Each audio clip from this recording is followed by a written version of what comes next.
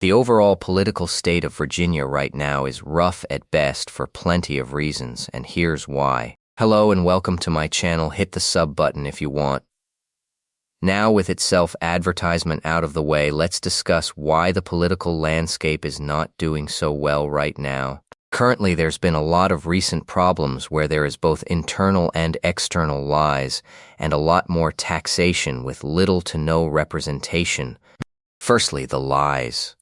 The current governor, Abigail Spanberger, tried to appear as a moderate leftist when in reality a lot of her policies align with radical leftist. Don't get me wrong, I already thought she was a bad governor for Virginia, considering that Glenn Youngkin had actually really good approval ratings, and I could say from personal experience has made life in Virginia so much better, or at least had made it better.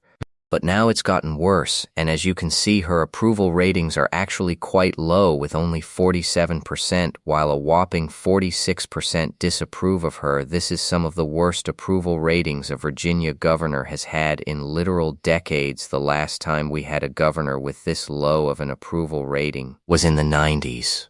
And you can look at her predecessor, Glenn Youngkin, who had a roughly 50% approval rating while only having about a 40% disapproval rating, according to Roanoke College.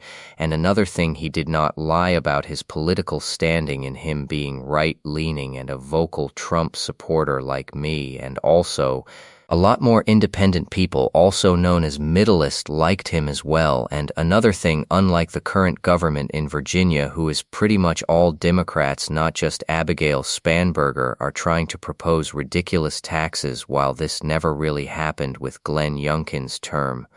Next, the gerrymandered maps. I will admit, while I don't support what Republicans did in North Carolina, that doesn't justify spreading it to Virginia, and for reference, the state is about 50-50 if you look at the overall results for the presidential election, as Kamala Harris only won by about 5%, meaning that the overall political scale shows that Virginia is a relatively 50-50 state. And another thing, the main problem is the fact that now about half of the population of Virginia is now going to be silenced politically by these maps that are straight up just going to make it to where only Democrats can win, which will overall make it the where it is extremely unfair for any upcoming elections. And I can say from experience in Rockingham County, this is straight up going to make it to where elections are going to be stolen.